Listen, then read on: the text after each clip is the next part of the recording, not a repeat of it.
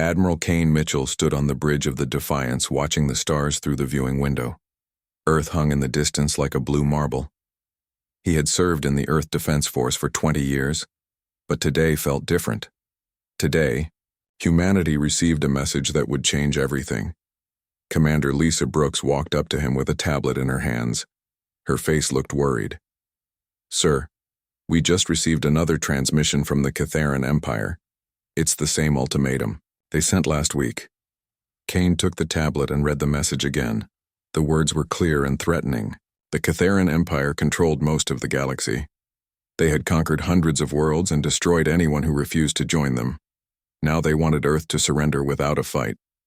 Submit to Imperial rule or face total destruction. Kane read aloud. "They really think we're that weak." The Terran Empire had been watching Earth for 200 years. Their scouts reported back that humans were primitive and backward. They saw Earth's fusion reactors and called them outdated. They watched human ships using chemical fuel and laughed. They observed Earth's weapons and dismissed them as ancient technology. On the other side of the galaxy, Emperor HFY Zolaran sat on his throne in the Imperial Palace. The massive chamber was filled with representatives from 1,000 conquered worlds. Each one bowed when they saw him. The Emperor was tall and thin with pale blue skin and forearms. His species had ruled the galaxy for 3,000 years. General Thais Kren approached the throne. He was the Empire's greatest military commander. His army had never lost a battle. Kren's species looked like giant insects with 6 legs and razor-sharp claws. When he spoke, his voice sounded like grinding metal. "My Emperor," Kren said, bowing low. "We have completed our conquest of the Andorian Republic. Their capital world has fallen. All their ships are destroyed." Emperor Zolaran smiled. The Andorians had been the last major power that dared to oppose the Empire. With them gone, only small primitive worlds remained unconquered. "Excellent," the Emperor replied. "Now we can deal with the remaining worlds. I want every primitive species to understand their place in our empire." Kren pulled up a holographic display showing the galaxy. Red dots marked all the worlds under Imperial control. Only a few blue dots remained, showing the last free worlds. One of them was Earth. "The humans on Earth have refused our ultimatum," Kren reported. Their leader, President Helen Carter, sent a message saying, "Terran space remains sovereign. She seems to think they can resist us." The Emperor laughed, and the sound echoed through the chamber. Several alien delegates flinched at the noise. "Humans," Emperor Zolaran said with amusement. "Our scouts report they still use primitive fusion technology. Their ships burn chemical fuel like ancient rockets. They fight with metal projectiles instead of energy weapons. How can such a backward species think they can stand against us?" General Kren activated another display showing Earth and its solar system. The information came from Terran spy ships that had been watching humans for decades. "According to our intelligence, they have approximately 200 ships in their entire fleet," Kren explained. "Most of them are cargo vessels or mining ships. They have maybe 50 combat ships, all using outdated technology. Their largest weapon is something called a railgun that fires metal slugs." The Emperor shook his head in disbelief. "Metal slugs? How primitive. Our energy shields can stop such attacks easily." "They also lack faster-than-light communication," Kren continued. "They still use radio waves like children. They cannot coordinate attacks across their own solar system effectively." Emperor Zolaran stood up from his throne. His forearms spread wide as he addressed the entire chamber. "Let this Earth serve as an example to any world that thinks it can defy our empire," he declared. "We will crush these humans quickly and completely. Then every remaining free world will understand the price of resistance." Back on Earth, President Helen Carter finished reading the latest intelligence reports in her office. The reports came from human agents who had been secretly watching Terran forces for years. She was a small woman, with gray hair and sharp eyes. She had led Earth's government through many difficult times. "They really think we're primitive," she said to her military advisor, General Peter Cross. "Their scouts have been watching us for decades, but they only see what we want them to see." General Cross nodded. He was a big man with a thick beard. "Our deception has worked perfectly. They think our public technology represents our real capabilities. They have no idea what we've been developing in secret. On Luna, Earth's moon, Dr. Rachel Kim worked in a hidden laboratory deep underground. She was one of Earth's top scientists, specializing in gravitational physics. Around her, dozens of other scientists worked on projects that would shock the Kitharan Empire. Project Lighthouse is ready for activation, Dr. Kim reported to Admiral Mitchell over a secure communication channel. We can create artificial gravity wells anywhere in the solar system. The Kitharans have never seen technology like this. Admiral Mitchell smiled as he received the report. The Kitharans thought humans were primitive because they saw old technology in public. They never suspected that Earth had been secretly developing advanced weapons for 50 years. Back in the Imperial Palace, General Kren was making final preparations for the invasion of Earth. "How many ships should we send?" asked one of his subordinates. Kren looked at the tactical display again. Earth had 200 primitive ships and a population of 8 billion. His empire had millions of ships and controlled trillions of beings. 200 ships should be more than enough, Kren decided. These humans have never faced real military technology. We will destroy their pathetic fleet in hours, then bombard their cities until they surrender. Emperor Zolaran approved the plan immediately. Yes, a small force will be sufficient.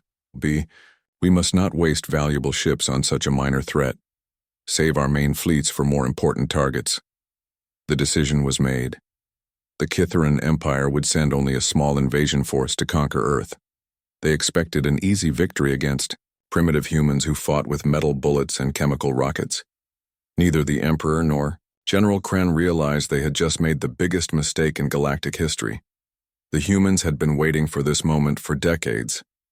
Earth was ready to show the galaxy what real human technology could do. Admiral Mitchell looked out at the stars one more time. Soon the Kitharan ships would arrive.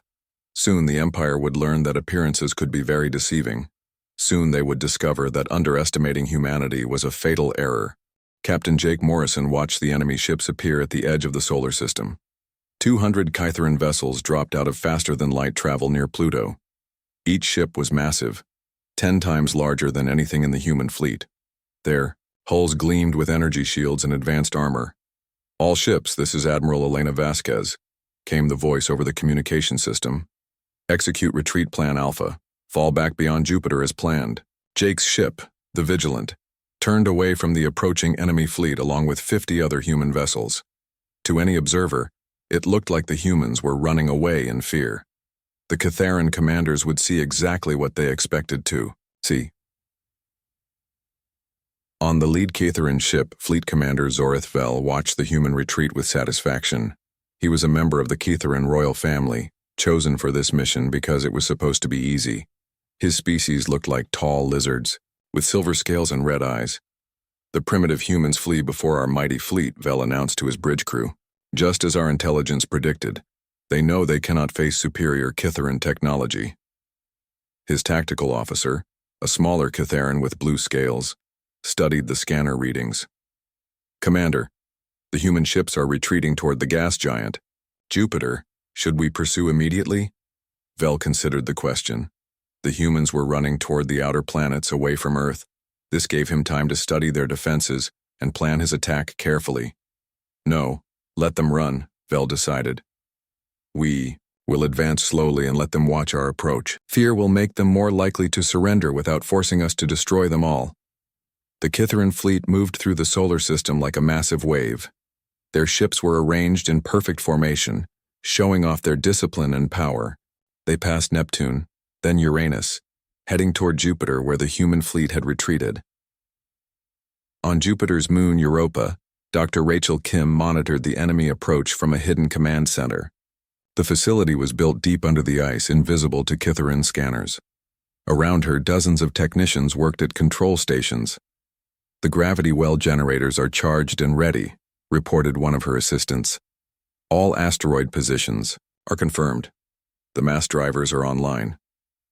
Dr. Kim nodded as she watched the tactical display. The Kitharans had no idea what they were flying into. For 50 years, humans had been secretly preparing for this moment. The enemy saw mining operations, in the asteroid belt. They had no idea those operations were actually weapons. Captain Jake Morrison received new orders as his ship hid behind Jupiter's massive bulk. All ships, begin intelligence gathering phase. Make it look like desperate attacks, but collect data on their shield frequencies and weapon systems. Jake smiled grimly. This was the part he had trained for. His ship and 20 others would make small, seemingly hopeless attacks on the Catharan fleet. The enemy would easily drive them off, but not before human sensors recorded everything about their technology. The Vigilant shot out from behind Jupiter and fired its railguns at the nearest Catharan ship. The metal projectiles moved at tremendous speed, but the alien energy shields deflected them easily. Return fire from Catharan plasma cannons forced Jake to retreat quickly. Pathetic, Commander Vell observed as he watched the brief skirmish. Their primitive kinetic weapons cannot even scratch our shields. This will be easier than expected. But Jake had gotten what he came for. His sensors had recorded the exact frequency of the Catharan shields and the power levels of their weapons. This information was immediately transmitted to hidden facilities throughout the solar system. The Catharan fleet continued its advance, moving past Jupiter toward the inner planets. Commander Vell was pleased with how easily they had driven off the human attack. His confidence grew as they encountered no serious resistance. "Commander," his science officer reported, "we are detecting unusual activity in the asteroid belt. The humans appear to be conducting extensive mining operations." Vell looked at the scanner readings. Thousands of small ships were moving among the asteroids, apparently extracting metals and other materials. Some asteroids had been moved from their original positions. Desperate attempts to gather resources for their war effort, Vell concluded. They know they cannot win, so they try to build more primitive weapons. It will not help them. What Vell did not understand was that humans had been secretly repositioning asteroids for decades. Massive space rocks, some as large as cities, had been carefully moved into strategic positions. Hidden mass drivers could accelerate these asteroids to incredible speeds, turning them into devastating weapons. Dr. Kim watched the Catharan fleet approach the asteroid belt. "Admiral Vasquez, the enemy is entering the trap zone. All systems are ready for activation." Admiral Vasquez was aboard her command ship hidden behind Mars. She had been waiting for this moment her entire career. "Not yet, Doctor. Let them get deeper into the belt. We want to catch as many as possible." Tony Walsh, Earth's top engineer, monitored the situation from a secret facility on Luna. His job was to coordinate the cloaking systems that kept human technology hidden. Hundreds of ships and weapons platforms were concealed throughout the WoW solar system, invisible to Catharan sensors. "Cloaking fields are stable," Tony reported. "The enemy shows no sign of detecting our hidden assets. They still think they're facing a primitive opponent." The Catharan fleet spread out as it moved through the asteroid belt. Commander Vell wanted to show his contempt for human abilities by flying directly through the area where the mining operations were taking place. "Let them see our ships pass through their pathetic work zone," Vell ordered. "It will demonstrate the futility of resistance." Amy Chen, a communications specialist aboard the hidden station Outpost 7, intercepted Catharan communications as the fleet advanced. She had been listening to their radio traffic for years, learning their language and understanding their tactics. "They're getting overconfident," Amy reported to Admiral Vasquez. "Commander Vell is spreading his ships out to make a show of force. He has no idea he's walking into our trap." Admiral Vasquez studied the tactical display. The Catharan ships were now scattered across a wide area of the asteroid belt. Nearly half their fleet was in the kill zone, with more ships entering every minute. "All stations, prepare for activation," she ordered. "Execute Operation Asteroid Storm on my command." "Doctor." Kim's fingers hovered over the control panel. Around her, technicians prepared to activate the most powerful weapons system ever built by humans. The Catharans were about to learn that human mining operations had been something very different. "Gravity well generators online," Dr. Kim reported. "Mass drivers charged. Asteroid positions confirmed." "We are ready, Admiral." On his ship, Commander Vell was enjoying the easy advance through human space. His fleet was making excellent time toward Earth. Soon he would be able to report a complete victory to Emperor Zolaran. "Commander," His tactical officer suddenly called, "Out. We are detecting energy buildups throughout the asteroid belt. Something is happening." Vel frowned as he looked at the scanner readings. Strange energy signatures were appearing all around his fleet. Before he could react, Admiral Vasquez gave the order that would change everything. "All units execute Operation Asteroid Storm. Show them what human technology can really do." The trap was sprung.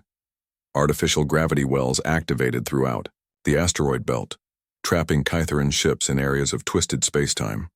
Mass drivers fired, accelerating asteroids to a significant fraction of light speed. The rocks that the Kytherans had dismissed as harmless mining targets became devastating. Projectiles. Commander Vel watched in horror as massive asteroids slammed into his ships at incredible velocity. The impacts were so powerful that Kytheran shields and armor provided no protection. Ship after ship exploded or was crushed by the precisely aimed asteroid strikes. "Impossible," Vel whispered, as his fleet was destroyed around him. "The humans are supposed to be primitive." The space around the asteroid belt filled with explosions as Kytheran ships died one after another. Commander Vel gripped his command chair as another massive asteroid smashed into one of his cruisers, breaking the ship in half. The rock had been traveling at nearly 1/10 the speed of light. "Emergency maneuvers!" Vel shouted. "All ships scatter formation. Get out of the asteroid field." But as his surviving ships tried to escape, something even more shocking happened. The empty space around them began to shimmer, and suddenly dozens of human ships appeared out of nowhere. They had been there all along, hidden by technology the Kytherans did not understand. Tony Walsh watched from his control station on Luna as the cloaking fields deactivated. His adaptive camouflage systems had kept an entire fleet invisible. The Kytherans had been surrounded for hours without knowing it. "Cloaking fields down," Tony reported. "All hidden assets are now visible. The enemy is seeing our real strength for the first time." Admiral Kane Mitchell stood on the bridge of his ship as it decloaked near the largest group of surviving Kytheran vessels. His ship was smaller than theirs, but it was equipped with technology that made their weapons useless. "This is Admiral Mitchell of the Terran Defense Force," he broadcast on all Kytheran frequencies. "You assumed our kinetic weapons were primitive.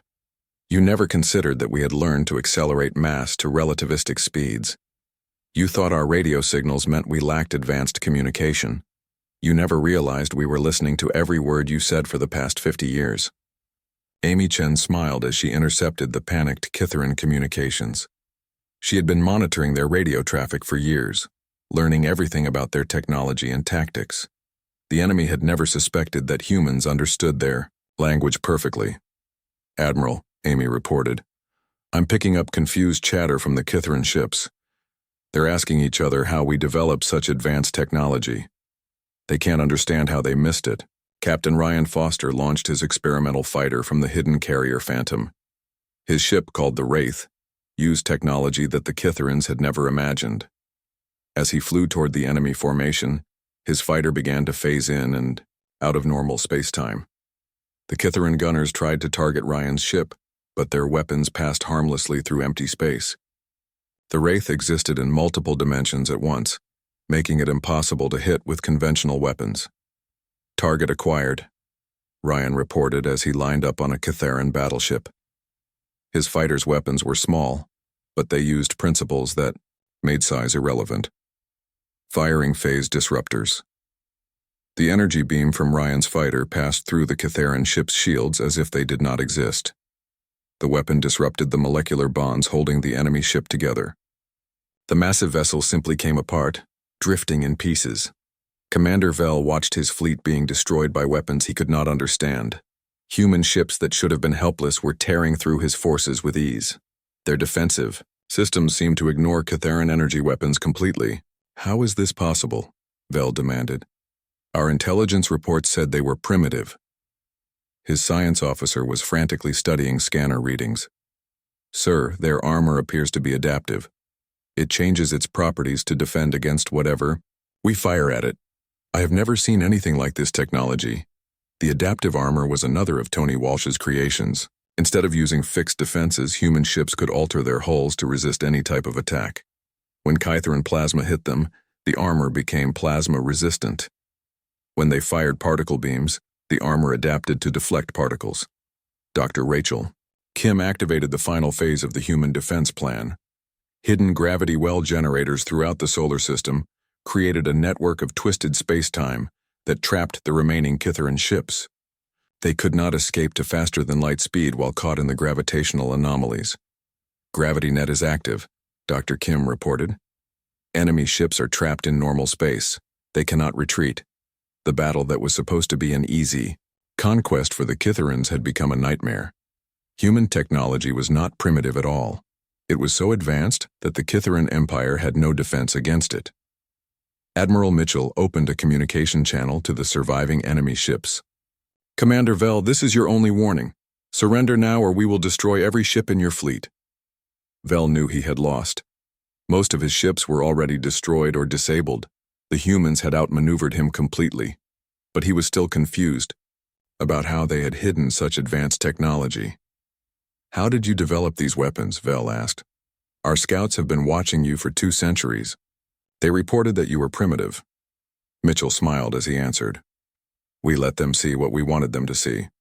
While your spies watched our old technology in public, we developed new technology in secret. You were so convinced of our primitiveness that you never looked deeper." Amy Chen had been listening to Kitharan communications for so long that she knew their military codes and procedures.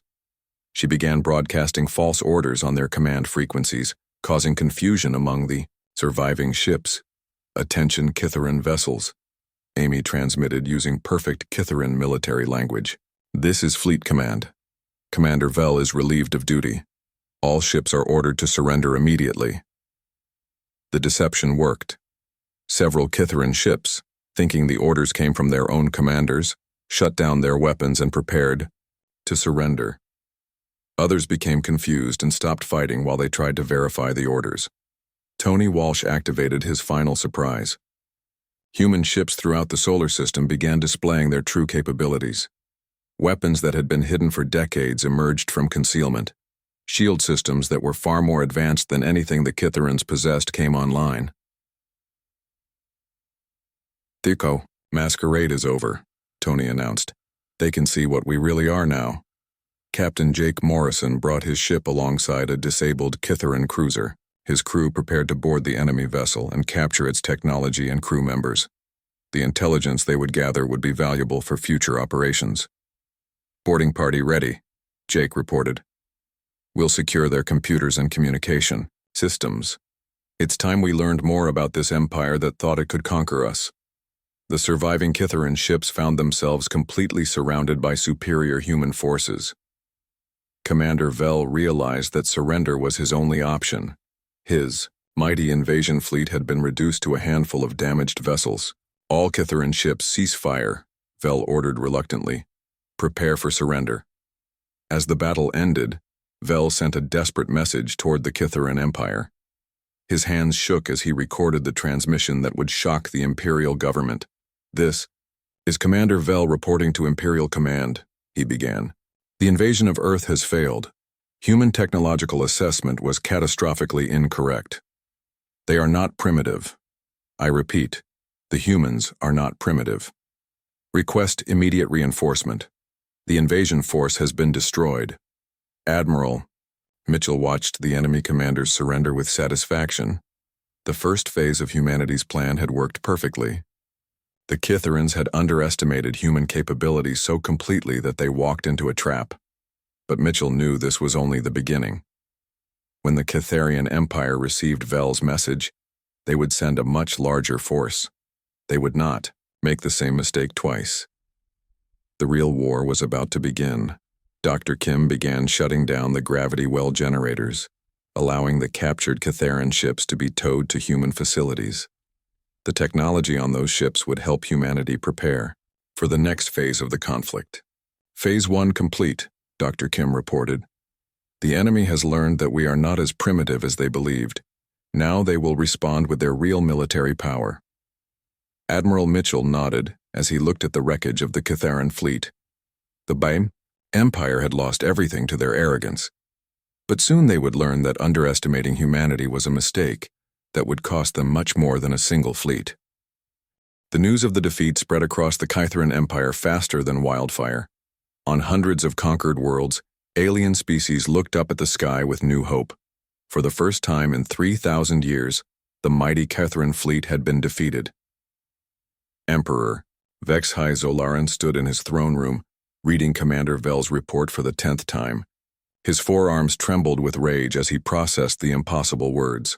A primitive human fleet had destroyed 200 Imperial ships. This cannot be true, the Emperor said to himself. Humans are primitive. Our scouts confirmed this for centuries. General, Tiskren approached the throne carefully. The insect-like commander had never seen his emperor so angry. The floor around the throne was littered with broken furniture that Zolaran had smashed in his fury. My emperor, Kren said, bowing low. Perhaps Commander Vel is lying to cover his own incompetence. No primitive species could defeat our technology. Emperor, Zolaran's red eyes blazed with anger. Then explain how an entire fleet was destroyed. Explain how humans have weapons that our scouts never detected. On Earth, Admiral Victoria Price studied the captured Kytheran technology in a secret laboratory. The alien ships contained information that would change humanity's understanding of the galaxy. She was a tall woman with short brown hair and sharp intelligence. General Cross, look at this, Victoria said, pointing to a holographic display. The Kytherans have detailed maps of their entire empire. We can see every conquered world, every military base, every weak point in their defenses. General Peter Cross examined the data with growing excitement. The information was better than anything they had hoped to capture. It showed them exactly how to hurt the Empire most effectively. These worlds here, Peter said, pointing to several systems, they were recently conquered. The populations there probably still remember freedom. If we can liberate them, they might join us against the Empire. Admiral Lisa Brooks, newly promoted after the victory over Vel's fleet, was already planning humanity's first offensive operation. Her ship, the Liberation, was equipped with the most advanced technology Earth had developed. Admiral Price, Lisa, reported over the communication system, the first Liberation fleet is ready to depart. We have 50 ships equipped with our latest weapons. Our target is the Kepler Station system. Kepler Station was a major Kytheran supply depot that supported their military operations in 3 sectors. If humans could capture or destroy it, the Empire would lose the ability to resupply their forces across a huge area. The Liberation fleet jumped to faster than light speed, using captured Kytheran navigation data to find the quickest route to their target. For the first time in human history, Earth ships were leaving the solar system to fight an offensive war. Back in the Imperial Palace, Emperor Zolaran made a decision that would doom his empire. Instead of trying to understand how humans had developed advanced technology, he chose to blame his commanders for the defeat. General Kren, the Emperor ordered, I want 60% of our total fleet sent to Earth immediately. I will not tolerate this embarrassment. These primitive humans must be crushed completely, Kren tried to protest. My Emperor, perhaps we should study the human technology first.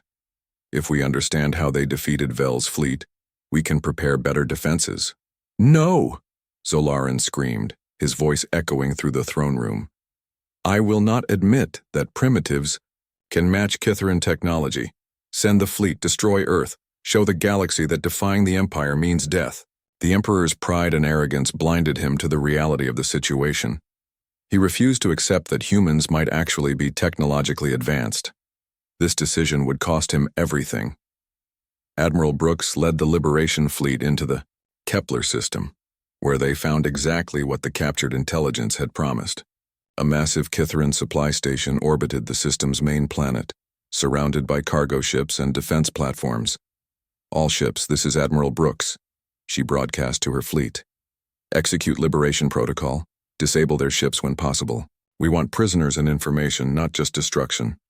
The human ships decloaked around the supply station, appearing out of nowhere just as they had during the defense of Earth. The Kytheran defenders were caught completely off guard. Impossible, shouted the station commander as human ships materialized around his facility. How did they get past our sensor network? The human ships used the same advanced technology that had defeated Vel's invasion fleet. Their adaptive weapons cut through Kitharan defenses easily. Within hours, Kepler Station was under human control. But the most important victory was not military. When Admiral Brooks broadcast to the conquered population of the planet below, she offered them something they had not heard in generations. "People of Kepler 4, Brooks announced, "the Kitharan Empire told you that resistance was impossible. They were wrong. Earth stands ready to help any world that wants to be free. Join us and together we can end their rule forever."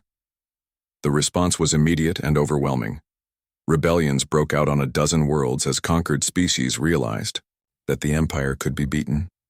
The Kitharans found themselves fighting wars on multiple fronts as their authority collapsed. Dr. Rachel Kim worked with captured Kitharan scientists to understand their technology better. Many of the alien researchers were happy to cooperate once they learned that humans offered them freedom instead of slavery. "The Empire's technology is actually quite advanced," Dr. Kim reported to Earth Command. "But they never innovated. They used the same weapons and defenses for thousands of years. That made them predictable." Engineer Tony Walsh was already working on ways to improve human technology using captured Kitharan equipment. By combining human innovation with alien engineering, he could create weapons that neither species could have developed alone. "We can integrate their shield technology with our adaptive armor," Tony explained. "The result will be defensive systems that are nearly invulnerable to conventional weapons." News of the liberation of Kepler Station reached Emperor Zolaran just as his massive fleet was preparing to depart for Earth. Instead of celebrating easy victories, he was receiving reports of rebellions and defeats throughout his empire. "How many worlds have rebelled?" the Emperor demanded. General Kren consulted his reports with growing alarm. 17 systems have declared independence, my Emperor.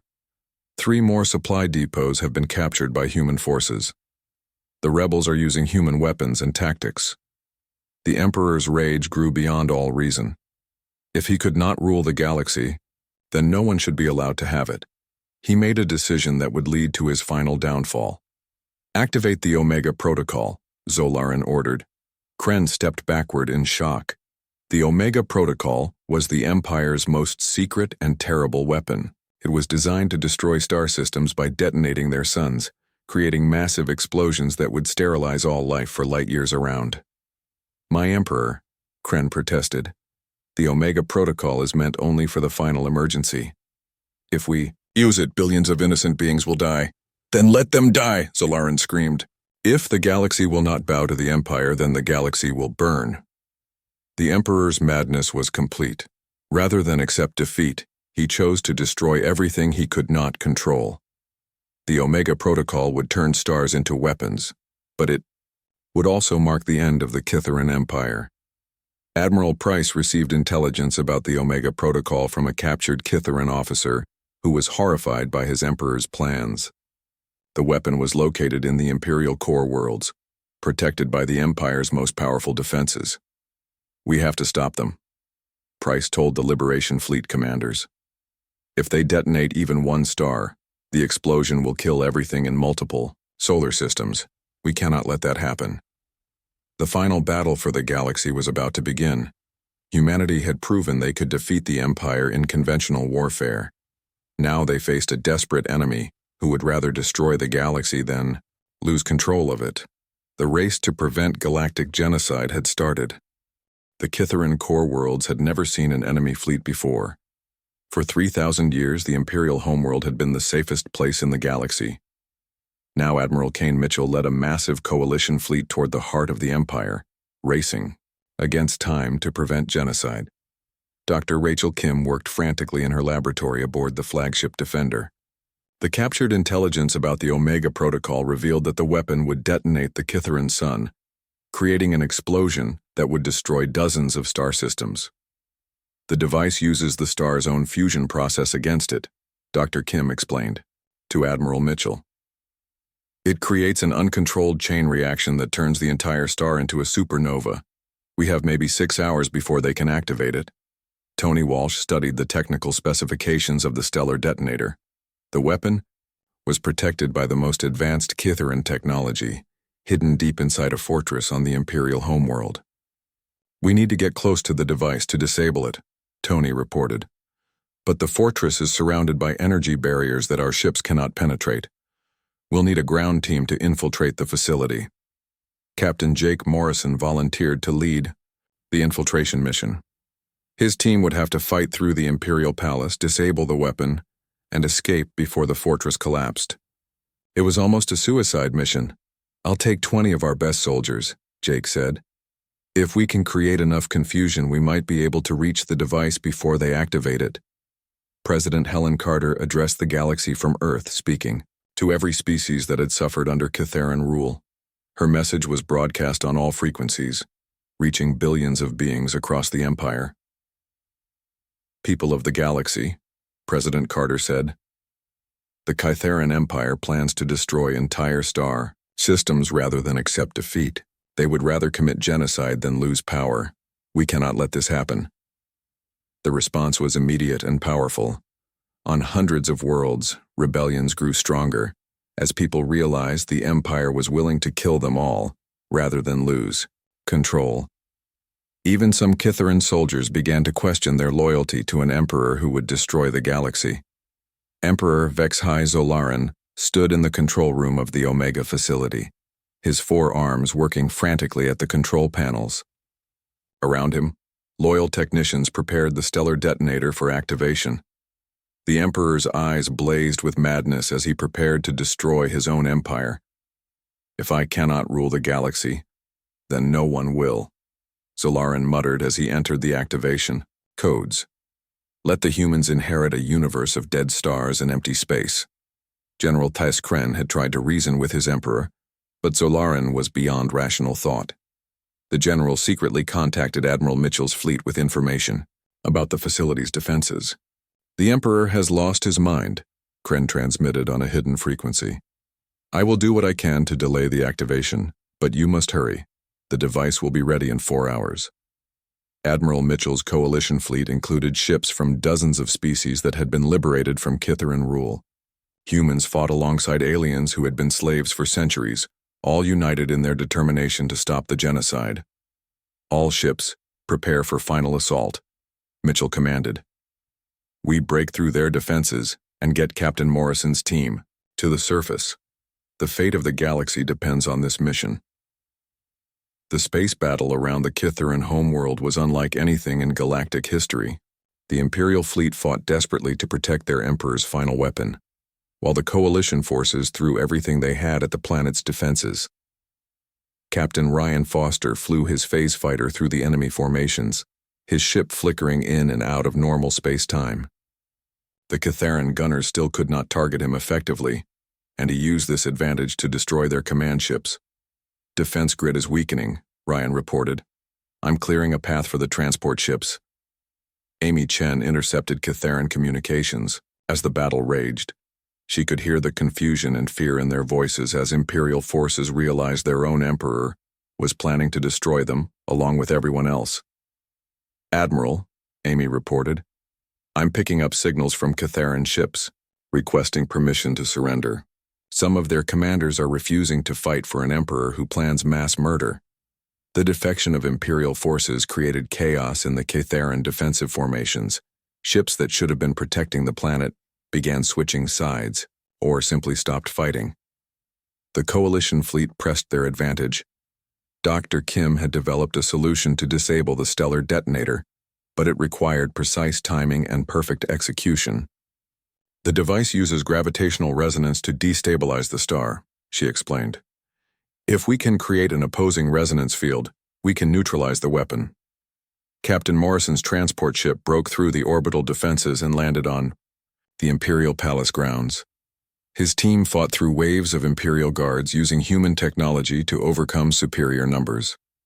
Engineer Tony Walsh had equipped Morrison's team with portable gravity manipulators that could bend space-time around them.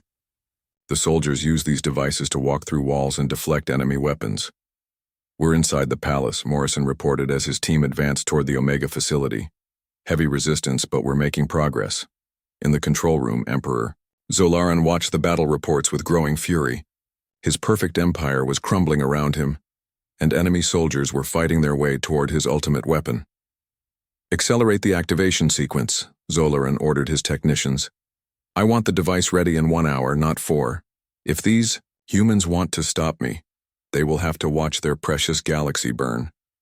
General Kren realized he could no longer delay the activation process without revealing his betrayal. He made a desperate decision and began sabotaging the control systems, hoping to buy Morrison's team a few more minutes. Admiral Mitchell led the space battle from the bridge of his flagship, coordinating attacks from hundreds of ships while monitoring Morrison's progress on the surface. Everything depended on perfect timing. Dr. Kim, how long do you need to set up the resonance field? Mitchell asked. At least 10 minutes once we reach the device, Dr. Kim replied. The gravitational calculations have to be exact, or we could make the problem worse. Morrison's team reached the Omega facility just as Emperor Zolaran entered the final activation codes. The stellar detonator began charging, building up the energy needed to destroy the star. We're here, Morrison reported, but the device is already activating. How much time do we have? Dr. Kim checked her instruments with growing alarm. The resonance cascade has started. We have maybe 5 minutes before it becomes irreversible. The final confrontation took place in the heart of the Omega facility. Emperor Zolaran faced the human soldiers with energy weapons in all 4 hands, determined to complete his genocidal plan even if it cost him his life. You cannot stop what has already begun, Zolaran screamed as he fired at Morrison's team. The galaxy will burn. Tony Walsh used his gravity manipulator to deflect the Emperor's weapons while Dr. Kim worked frantically to set up the resonance field generator. The device was small but incredibly complex, requiring precise positioning to counteract the stellar detonator. Almost ready, Dr. Kim reported as sparks flew from damaged control panels around her. 30 more seconds. General Kren arrived with loyal Imperial troops who had decided to prevent the genocide. Together with Morrison's team, they overwhelmed the Emperor's guards and secured the facility. Field generator is active, Dr. Kim announced. Initiating counter-resonance sequence. The stellar detonator fought against the opposing gravitational field, creating massive energy fluctuations that shook the entire planet. For several terrifying moments, it seemed like both devices might destabilize the star anyway. Then suddenly the detonator shut down. The uncontrolled fusion reaction in the star's core returned to normal. The galaxy had been saved. Emperor Vex-High Zolaran fell to his knees as he realized his final weapon had failed. The madness left his eyes, replaced by the awful understanding of what he had almost done. I nearly destroyed everything, Zolaran whispered. My pride, my arrogance. It nearly killed the entire galaxy. Admiral Mitchell arrived at the facility as the Emperor was taken into custody. The coalition forces had achieved total victory, but the cost had been enormous. Thousands of ships and millions of lives had been lost in the final battle. It's over, Mitchell announced to the galaxy. The Kitharan Empire has fallen. The threat of genocide has ended. All species are free to determine their own futures. 5 years later, Admiral Mitchell stood on the observation deck of Unity Station, the capital of the new Terran Commonwealth. Through the viewing port, he could see ships from hundreds of different species, all working together in peaceful cooperation. The former emperor sat in a comfortable prison cell, writing his memoirs.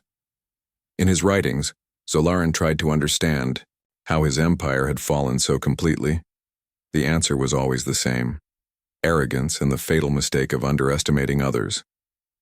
President Carter had established the Commonwealth based on voluntary cooperation rather than conquest. Species that had been enemies for millennia now worked together, sharing technology and knowledge for the benefit of all. Dr. Kim continued her research into gravitational physics, but now she worked with scientists from dozens of worlds. The knowledge gained,